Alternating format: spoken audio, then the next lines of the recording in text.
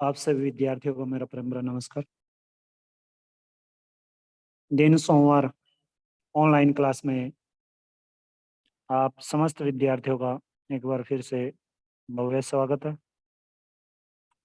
जैसा कि हमारा जो विषय चल रहा है अभिव्यक्ति और माध्यम से अध्याय नंबर 4 पत्रकारिता लेखन के विभिन्न रूप और लेखन प्रक्रिया। इसी अध्याय से आज जो हम परिचर्चा करेंगे विचार परक लेखन और संपादकीय लेखन पर परिचर्चा करेंगे। पेन पेंसिल साथ में रखना और महत्वपूर्ण बातों को रेखांकित करते जाना। शुरू करते हैं। विचार परक लेखन, लेख, टिप्पणियां और संपादकीय। अखबारों में समाचार और फीचर के अतिरिक्त विचार परक सामग्री का भी प्रकाशन होता रहता है। कई अखबारों की पहचान उनके वैचारिक रुझान से मिलती है। कई अखबारों को जो पहचान मिलती है उनके वैचारिक रुझान से मिलती है। और इस तरह से अखबारों में जो छपने वाले विचारपूर्ण लेखन है वो उस अखबार की छवि बन जाते हैं। अखबारों में संपादकीय पृष्ठ पर प्रकाशित होने वाले संपादकीय अगर लेख और टिप्पणियां इसी विचार पर पत्रकारिता लेखन की श्रेणी में आते हैं। ये पंक्ति रेखांकित कर लेना। अखबारों में संपादकीय पृष्ठ पर जो छपने वाले संपादकीय अगर लेख और टिप्पणियां इसी विचार पर पत्रकारिता लेखन की श्रेणी में आते हैं। इसके अलावा विभिन्न विषयों के विशेषज्ञों या वरिष्ठ पत्रकारों के जो कॉलम हैं, स्तंभ विचार परक लेखन के तहत आते हैं। ये पंक्ति भी रेखांकित कर लेना। कुछ अखबारों में संपादकीय पृष्ठ के सामने ऑप एड पृष्ठ पर विचार परक लेख, टिप्पणियां और स्तंभ छपते रहते हैं। संपादकीय लेखन क्या होता है? संपादकीय लेखन देखिएगा, संपादकीय पृष्ठ पर प्रकाशित होने वाले संपादकीय को उस अखबार की अपनी आवाज माना जाता है। संपादकीय के जरिए अखबार किसी घटना, समस्या या मुद्दे के प्रति अपनी राय प्रकट करते हैं। ये मैंने आपको पहले बताया था कि जो संपादकीय पृष्ठ होता है वो किसी भी अखबार की आत्मा होती है। और ये जो संपादकीय पृष्ठ है ये पृष्ठ नंबर 4 मिलता है। देखो अंग्रेजी का तो मुझे पता नहीं, लेकिन हिंदी में जो भी न्यूज़पेपर छपता है, अखबार छपता है, वो उस पर ये संपादकीय जो पृष्ठ होता है, संपादकीय पृष्ठ संख्या 4 होती है। चाहे दैनिक भास्कर हो, दैनिक जागरण हो, अमर उजाला हो, पंजाब केसरी हो, कोई भी हो हिंदी में। ठीक है, आगे देखिएगा। संपादकीय किसी व्यक्ति विशेष का विचार नहीं होता, बल्कि उसे किसी के नाम के साथ नहीं छापा जाता। संपादकीय लिखने का दायित्व उस अखबार में काम करने वाले संपादक और उसके सहयोगियों का होता है। आमतौर पर अखबारों में सहायक संपादक संपादकीय लिखते हैं और कोई बाहर का लेखक या पत्रकार संपादकीय लेख बिल्कुल भी नहीं लिखता। हिंदी के अखबारों में कुछ में 3, कुछ में 2 और कुछ में केवल 1 संपादकीय प्रकाशित होता है। संपादकीय का एक उदाहरण भी दिया गया है, ये देखिएगा, इसे पढ़ देते हैं, ध्यान से सुनिए। ये भी पंक्ति रेखांकित कर ले कि हिंदी के अखबारों में कितने संपादकीय पृष्ठ लेख लिखे जाते हैं। कुछ में 3 लिखे जाते हैं, कुछ में 2 और कुछ में 1। ठीक है, तो मूल्यांकन का दायरा। अगले विद्यालयी शिक्षा स्तर से विद्यार्थियों के स्तर और व्यापक मूल्यांकन की प्रक्रिया लागू हो जाएगी। इससे पाठ्य पुस्तकों का बोझ और परीक्षा का तनाव कम करने का सरकार का मकसद किसी हद तक पूरा हो सकता है। इस प्रक्रिया को अपनाने का प्रस्ताव राष्ट्रीय शैक्षिक अनुसंधान एवं प्रशिक्षण परिषद का था। फिलहाल लिखित और प्रायोगिक परीक्षाओं के आधार पर मूल्यांकन का प्रावधान है। जबकि विद्यालय में रहते हुए विद्यार्थी की सक्रियता पाठ्य पुस्तकों तक सीमित नहीं होती, वह खेलकूद, संगीत, भाषण, वाद विवाद जैसी अनेक रचनात्मक गतिविधियों में भी शरीक होती है। शरीक का मतलब होता है शामिल होना। ठीक है, आगे देखिएगा। इनका पाठ्यक्रम से सीधे सीधे कोई संबंध भले न हो, पर ये विद्यार्थी के सीखने समझने की प्रक्रिया का हिस्सा होती है। इसलिए इस बात की जरूरत लंबे समय से महसूस की जा रही है कि विद्यार्थी का समग्र मूल्यांकन होना चाहिए। लिखित और प्रायोगिक परीक्षा के आधार पर सिर्फ पाठगत ज्ञान और बोध को जांचा परखा जा सकता है। प्रोफेसर यशपाल भी विद्यार्थी के समग्र मूल्यांकन के पक्षधर रहे हैं। जब एनसीईआरटी की नई पाठ्यचर्या की रूपरेखा तैयार करने के लिए उनकी अध्यक्षता में समिति का गठन किया गया, तभी उन्होंने सतत और व्यापक मूल्यांकन की पद्धति अपनाने का सुझाव दिया था। अब यह विद्यालय की जिम्मेदारी होगी कि विद्यार्थियों की शैक्षणिक योग्यता के साथ ही उनकी दूसरी गतिविधियों में भी आंके। इसके लिए 100 में से 20 अंक निर्धारित किए गए हैं। इन्हें विद्यार्थी के वार्षिक और बोर्ड परीक्षा में प्राप्त अंकों में जोड़ा जाएगा। इस पद्धति के लागू होने से जहां विद्यार्थी में पाठ्यक्रम से अलग स्कूली गतिविधियों में हिस्सा लेने का उत्साह बढ़ेगा, वहीं अध्यापक भी इनके प्रति अधिक जिम्मेदारी महसूस करेंगे। हालांकि केंद्रीय माध्यमिक शिक्षा बोर्ड और हरियाणा बोर्ड के विद्यालयों में आंतरिक मूल्यांकन पद्धति से पहले लागू है और दूसरे कई राज्यों में इस पर विचार चल रहा है, लेकिन इसके अंक वार्षिक और बोर्ड परीक्षा के अंकों में जोड़े जाने का प्रावधान न होने के कारण समग्र मूल्यांकन का मकसद पूरा नहीं हो पा रहा था। एनसीईआरटी की नई पाठ्यचर्या में विद्यार्थियों को खेल खेल में अपने आसपास के वातावरण और रोजमर्रा के जिंदगी से भी सीखने सिखाने पर जोर है। एक खेल विधि भी होती है जिसके माध्यम से विद्यार्थियों को सिखाया जाता है। ये बीएड के दरमियान बताया जाता है। इसलिए प्रस्तावित मूल्यांकन पद्धति से यह प्रक्रिया और पुष्ट होगी। देखा जाता है कि पाठ्यक्रम में पर अधिक जोर होने के कारण अनेक विद्यार्थी खेलकूद, सांस्कृतिक, सामाजिक और कलात्मक गतिविधियों में दिलचस्पी नहीं लेते। अभिभावक भी बच्चों को इनके प्रति प्रोत्साहित नहीं करते। निजी स्कूलों में शैक्षणिक गतिविधियों पर जरूर कुछ ध्यान दिया जाता है, मगर ज्यादातर सरकारी स्कूल इनके प्रति उदासीन नहीं दिखाई देते। समग्र मूल्यांकन की पद्धति लागू होने से वे ऐसी गतिविधियां आयोजित करने के लिए बाध्य होंगे, क्योंकि इस पद्धति में विद्यार्थी की सामाजिक सक्रियता और अनुशासन जैसे गुणों का मूल्यांकन आवश्यक होगा। इसलिए अध्यापकों की भूमिका अध्यापन तक सीमित नहीं रहेगी। शिक्षणेतर गतिविधियों की बाबत अध्यापकों में जागरूकता और जानकारी की कमी भी विद्यार्थियों की कलात्मक, सांस्कृतिक या सामाजिक कार्य संबंधी अक्षमताओं के विकास में रोड़ा साबित होती रहती है। इसलिए ऐसी गतिविधियों के मद्देनजर अध्यापकों के प्रशिक्षण पर भी ध्यान देना जरूरी है। ये जो लेख था, संपादकीय लेख, ये जनसत्ता नामक जो अखबार है उसमें ये प्रकाशित हुआ था। अब स्तंभ लेख देखिए, इसी तरह स्तंभ लेखन भी विचार लेखन का एक प्रमुख रूप है। कुछ महत्वपूर्ण लेखक अपने खास वैचारिक रुझान के लिए जाने जाते हैं। उनकी अपनी एक लेखन शैली भी विकसित होती है। ऐसे लेखकों की लोकप्रियता को देखकर अखबार उन्हें एक नियमित स्तंभ लिखने का जिम्मा दे देते हैं। स्तंभ का विषय चुनने और उसमें अपने विचार व्यक्त करने की स्तंभ लेखक को पूरी छूट मिलती है। स्तंभ में लेखक के विचार अभिव्यक्त होते हैं। यही कारण है कि स्तंभ अपने लेखक को, अगला पृष्ठ निकाल लीजिएगा, अपने लेखकों के नाम पर जाने और पसंद किए जाते हैं। कुछ स्तंभ इतने लोकप्रिय होते हैं कि अखबार इनके कारण भी पहचाने जाते हैं, लेकिन नए लेखकों को स्तंभ लेखन का मौका नहीं मिलता। देखो, अब एक जी न्यूज चैनल है।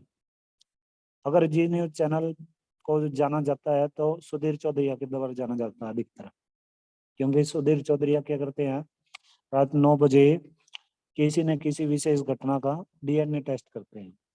इस तरह से जैसे ये जी न्यूज चैनल है, ये किसके लिए जाना जाता है, सुधीर चौधरी के लिए। ऐसे ही एक चैनल है, सब चैनल पता नहीं कौन सा है, ऐसा ही जिस पे तारक मेहता का उल्टा चश्मा आता है, वो उसके लिए जाना जाता है। ऐसे ही सभी जो चैनल्स हैं या फिर ये जो अखबार हैं ये किसी न किसी कारण से अवश्य जाने जाते हैं। ऐसे ही अखबार क्या होते हैं, अब अपने जो मुख्य स्तंभ लेखक होते हैं वो उनके लिए जाने जाते हैं। ठीक है, आगे देखिएगा, संपादक के नाम पत्र कैसे लिखा जाता है। ये बहुत ही महत्वपूर्ण बात है, इसको जानना अति जरूरी है। अखबारों के संपादकीय पृष्ठ पर और पत्रिकाओं की शुरुआत में संपादक के नाम पाठकों के पत्र भी प्रकाशित होते रहते हैं। सभी अखबारों में यह एक स्थायी स्तंभ होता है, यह पाठकों का अपना स्तंभ होता है। स्तंभ के जरिए अखबार के पाठक न सिर्फ अलग अलग मुद्दों पर अपनी राय प्रकट करते हैं बल्कि जन समस्याओं को भी उठाते हैं। इस तरह यह स्तंभ जनमत को प्रतिबिंबित करता है और ये जरूरी भी नहीं है कि अखबार पाठकों द्वारा व्यक्त किए गए विचारों से सहमत हो।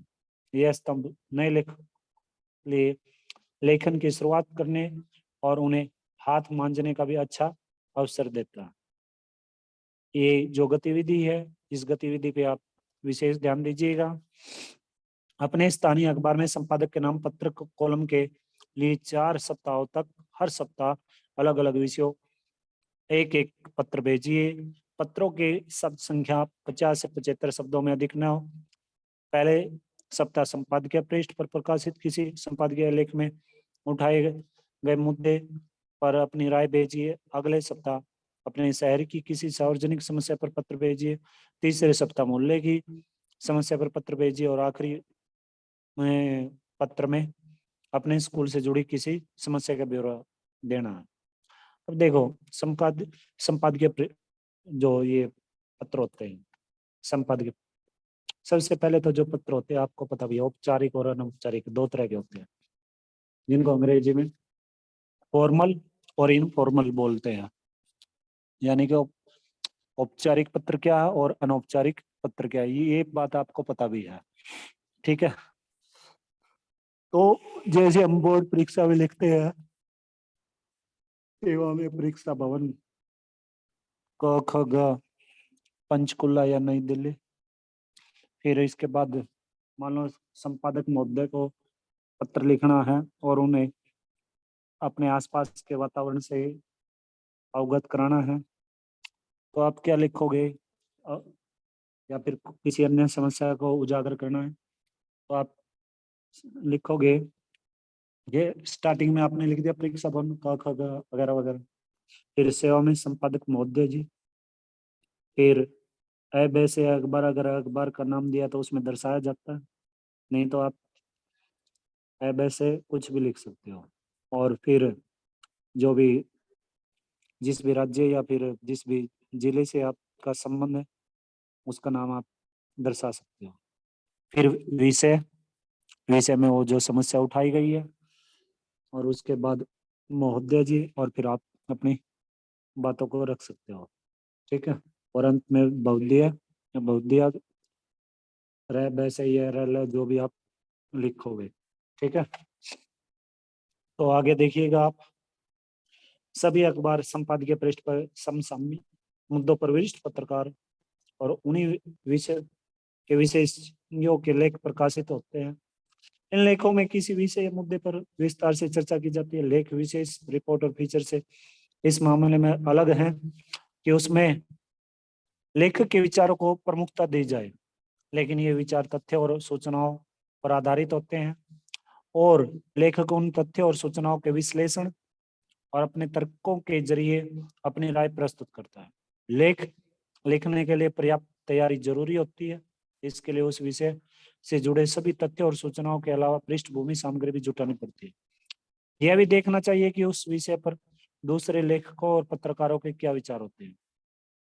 इस तरह से लेख की कोई एक निश्चित लेखन शैली नहीं होती, हर लेखक की अपनी शैली होती है। लेकिन अगर आप अखबारों और पत्रिकाओं के लिए लेख लिखना चाहते हैं तो शुरुआत उन विषयों के साथ करनी चाहिए जिस पर आपकी अच्छी पकड़ हो और जानकारी हो। लेख का भी एक प्रारंभ, मध्य और अंत होना चाहिए। लेख की शुरुआत में अगर उस विषय के सबसे ताजा प्रसंग या घटनाक्रम का विवरण दिया जाए तो फिर उससे जुड़े अन्य पहलुओं को सामने लाया जाए तो लेख का प्रारंभ आकर्षक बन सकता है। उसके बाद तथ्यों की मदद से विश्लेषण करते हुए आखिर में आप अपना निष्कर्ष या राय भी प्रकट कर सकते हो। साक्षात्कार इंटरव्यू। अब इंटरव्यू कैसे लेना चाहिए, साक्षात्कार होता क्या है, ये इस प्रकार की बातें इसमें हम जाने। देखिए, समाचार माध्यमों में साक्षात्कार का बहुत महत्व होता है।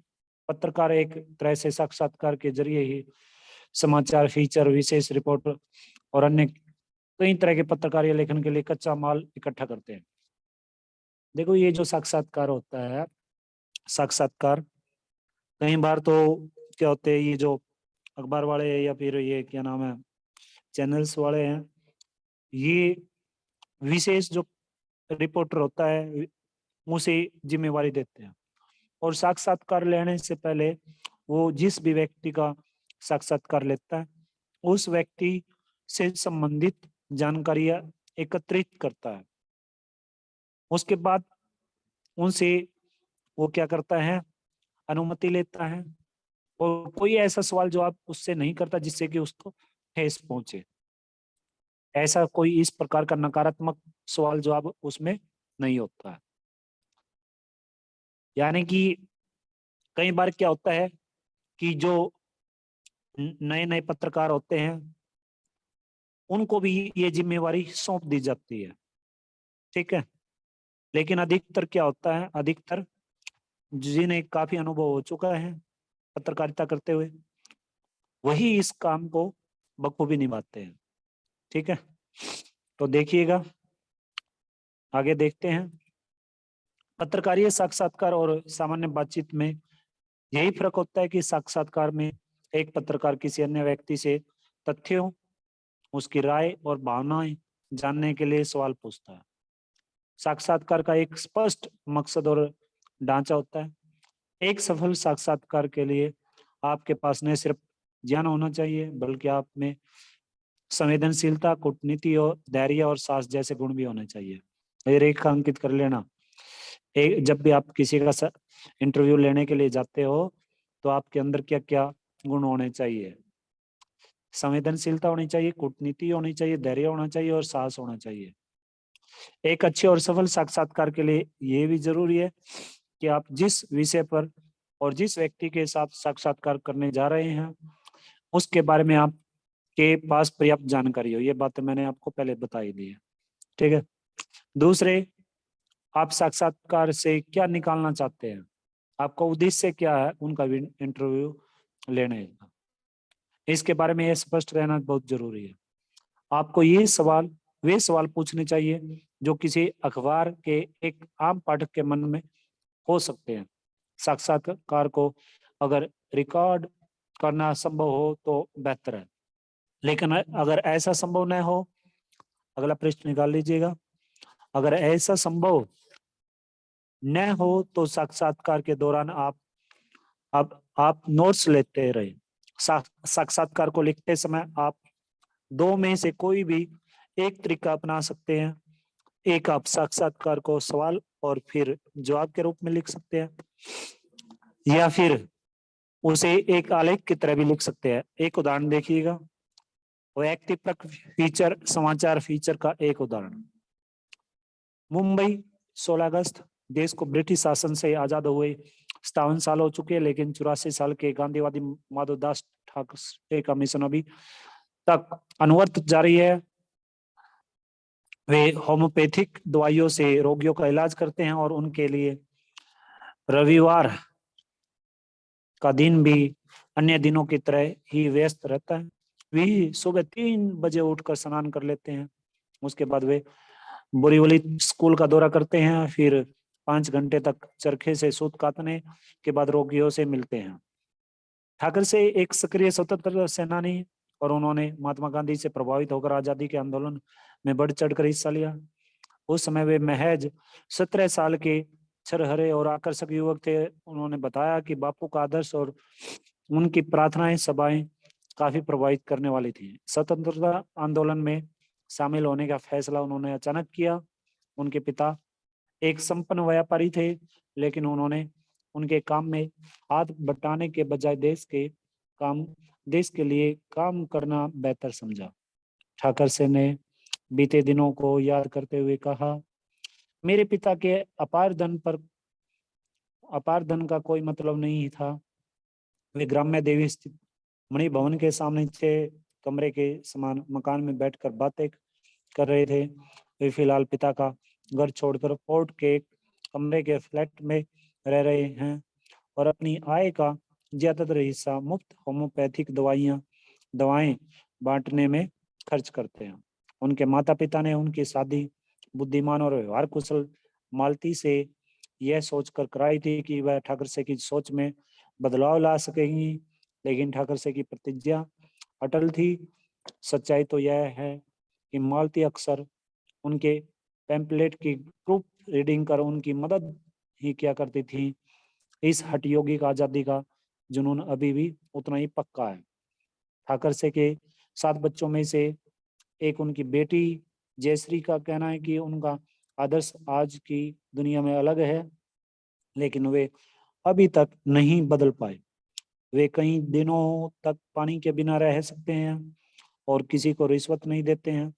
इटली के वाणिज्य दूतावास में काम करने वाली उनकी बेटी कल्पना मुस्कुराते हुए कहती है, वे अभी भी अपने कपड़े खुद धोते हैं और न ही किसी को उपहार देते हैं और न लेते हैं। ठाकर से अपने काते हुए सूतों से बने कपड़े ही पहनते हैं। वे खादी और ग्रामोद्योग आयोग में मार्केटिंग डायरेक्टर भी रह चुके हैं।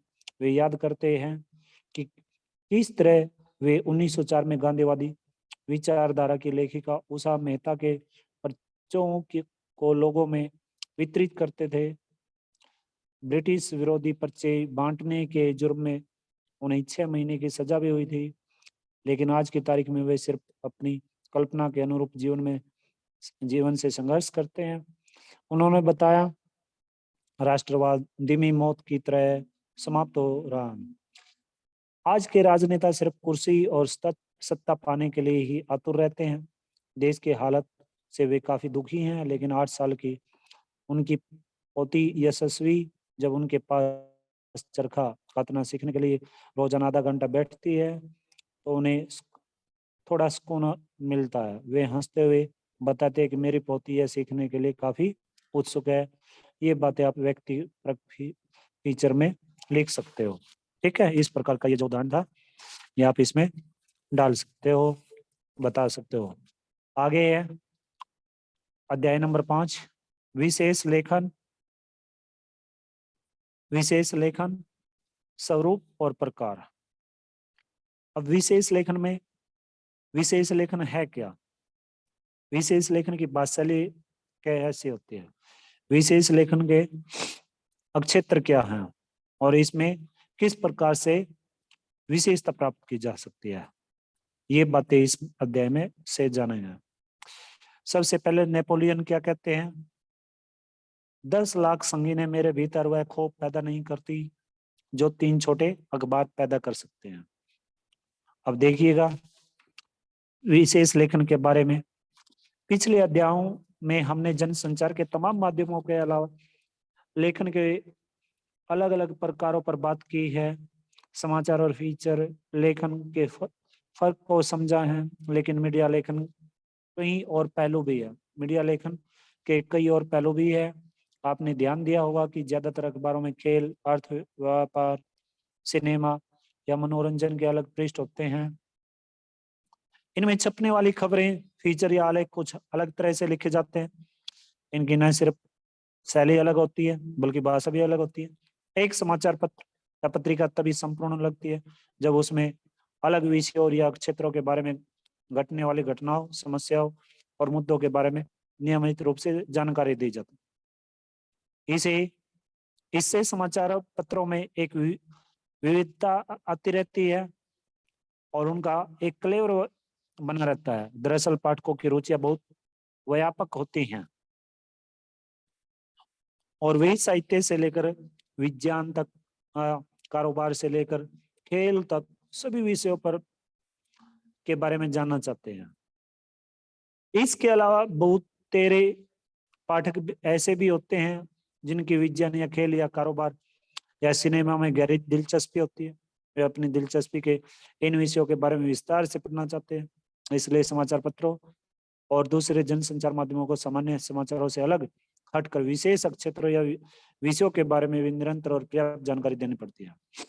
अब विशेष लेखन है क्या, ये जानकारी हासिल कीजिएगा आप।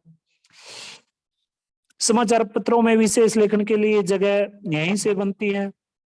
विशेष लेखन यानी किसी खास विषय पर सामान्य लेखन से हटकर किया गया जो लेखन होता है। रेखांकित कर ले इस पंक्ति को। अधिकतर समाचार पत्रों और पत्रिकाओं के अलावा टीवी और रेडियो चैनलों में विशेष लेखन के लिए अलग डेस्क होता है और उस विशेष डेस्क पर काम करने वाले पत्रकारों का समूह भी अलग होता है। और इस तरह से समाचार पत्रों और अन्य माध्यमों में बिजनेस यानी कारोबार और व्यापार का अलग डेस्क होता है। इस तरह खेल की खबरों और फीचर के लिए अलग डेस्क होता है। इन डेस्कों पर काम करने वाले उप संपादकों और संवाददाताओं से यही उम्मीद की जाती है कि संबंधित विषय या क्षेत्र में उन्हें वो एक्सपर्ट है, उन्हें विशेषज्ञता प्राप्त है। असल में देखा जाता है कि खबरें भी कई तरह की होती हैं। राजनीतिक खबरें, आर्थिक, अपराध खबरें, खेल जगत से संबंधित, फिल्म जगत से संबंधित, कृषि कानून से संबंधित, विज्ञान या किसी भी और विषय से जुड़ी हुई। संवाददाताओं के बीच काम का विभाजन भी आमतौर पर उनकी दिलचस्पी और उनके ज्ञान को ध्यान में रखते हुए ही किया जाता है। मीडिया की भाषा में इसे बीट कहते हैं। बीट क्या है, अब ये क्वेश्चन बन जाएगा, ये उपयुक्त पंक्तियों को ध्यान से पढ़ लेना। एक संवाददाता की बीट अगर अपराध है तो इसका अर्थ यह है कि उसका कार्य क्षेत्र अपने शहर या क्षेत्र में घटने वाली आपराधिक घटनाओं की रिपोर्टिंग करना। अखबार की और से वह उन इनकी रिपोर्टिंग के लिए जिम्मेदार और जवाबदेह भी होते हैं। इस तरह अगर आपकी दिलचस्पी और जानकारी का क्षेत्र खेल है तो आपको खेल बीट मिल सकती है। अगर आपकी आर्थिक या कारोबार जगत से जुड़ी खबरों में दिलचस्पी और जानकारी है तो आपको हिस्से आर्थिक रिपोर्टिंग की जिम्मेदारी आ सकती है। अगर आपको प्रकृति या पर्यावरण से संबंधित है जानकारी हासिल है तो इसके बारे में कुछ ज्यादा जानकारी रखते हैं तो आपको पर्यावरण बीट मिल सकती है। लेकिन विशेष लेखन केवल बीट रिपोर्टिंग नहीं है, यह बीट रिपोर्टिंग से आगे एक तरह की विशेषीकृत रिपोर्टिंग है। इसमें न सिर्फ उस विषय की गहरी जानकारी होनी चाहिए बल्कि उसकी रिपोर्टिंग से संबंधित भाषा और शैली पर भी उसका पूरा अधिकार होना चाहिए। यानी कि एक क्वेश्चन ये भी बन जाएगा कि बीट रिपोर्टिंग और विशेष रिपोर्टिंग में अंतर क्या है। ठीक है, तो इस तरह से ये आप इसमें ये सभी जानोगे। सामान्य बीट रिपोर्टिंग के लिए कुछ भी एक पत्रकार को काफी तैयारी करनी पड़ती है। उदाहरण के तौर पर जो पत्रकार राजनीति में दिलचस्पी रखते हैं या किसी खास राजनीतिक पार्टी को कवर करते हैं तो उन्हें पता होना चाहिए कि उस पार्टी का इतिहास क्या है, उसमें समय समय पर क्या हुआ, आज क्या चल रहा है, पार्टी के सिद्धांत या नीतियां क्या हैं, उसके पदाधिकारी कौन कौन है, उनकी पृष्ठभूमि क्या है, बाकी पार्टियों से उस पार्टी के कैसे रिश्ते हैं, उनमें आपस में क्या फर्क है, उसके अधिवेशनों में क्या क्या होता रहता है। अधिवेशन समझते हो? अधिवेशन में जो मीटिंग होती रहती है, उस पार्टी की कमियां और खूबियां क्या हैं वगैरह वगैरह। पत्रकार को उस पार्टी के भीतर गहराई तक अपने संपर्क बनाने चाहिए और खबर हासिल करने के नए नए स्रोत विकसित करने चाहिए। किसी भी स्रोत या सूत्र पर आंख मूंद कर भरोसा नहीं करना चाहिए और जानकारी की पुष्टि कई और स्रोतों के जरिए भी करनी चाहिए। यानी उस पत्रकार को ज्यादा से ज्यादा समय अपने पत्रकार के बारे में ही, अपने क्षेत्र के बारे में ही हर छोटी बड़ी जानकारी एकत्रित करने में व्यतीत करना चाहिए। तभी वह उस बारे में उस क्षेत्र में एक्सपर्ट हो सकता है और उसकी रिपोर्ट या खबर विश्वसनीय मानी जा सकती है। यह तो हुई बीट रिपोर्टिंग, लेकिन बीट रिपोर्टिंग और विशेषीकृत रिपोर्टिंग में अंतर भी है। दोनों के बीच सबसे महत्वपूर्ण फर्क यही है कि अपनी बीट की रिपोर्टिंग के लिए संवाददाता में उस क्षेत्र के बारे में जानकारी और दिलचस्पी होना बहुत जरूरी है। इसके अलावा एक बीट रिपोर्टर को आमतौर पर अपनी बीट से जुड़ी सामान्य खबरें भी लिखनी पड़ती है। लेकिन विशेषीकृत रिपोर्टिंग का तात्पर्य यही है कि आप सामान्य खबरों से आगे बढ़कर उस विशेष क्षेत्र या विषय से जुड़ी घटनाओं, मुद्दों और समस्याओं का बारीकी से विश्लेषण करें और पाठकों के लिए उसका अर्थ स्पष्ट करने की कोशिश करें। जैसे अगर शेयर बाजार में भारी गिरावट आई है तो उस बीट पर रिपोर्टिंग करने वाला संवाददाता उसकी एक तथ्यात्मक रिपोर्ट तैयार करेगा जिसमें सभी जरूरी सूचनाएं और तथ्य शामिल होंगे, लेकिन विशेषीकृत रिपोर्टिंग करने वाला संवाददाता इसका विश्लेषण करके यह रिपोर्ट करने की कोशिश करेगी बाजार में गिरावट क्यों, किन कारणों से आई और इसका आम निवेशकों पर क्या असर पड़ता है। यानी कि विशेषीकृत रिपोर्टिंग से अभिप्राय जैसे वो नहीं होता है, आप जी न्यूज पे देखते हो, ये क्या नाम है, सुधीर चौधरी के द्वारा जो डीएनए टेस्ट है, डेली एनालाइज, ठीक है। तो इस प्रकार से उसमें वो 2 या 3 घटनाओं पर ही उसको बारीकी से क्या करते हैं, बारीकी से उसके विषय में बताते हैं, ठीक है। तो यहाँ तक आप निशान लगा लीजिएगा, बाकी करेंगे कल। अब इसमें से अगर आपको कुछ पूछना है तो आप पूछ सकते हो।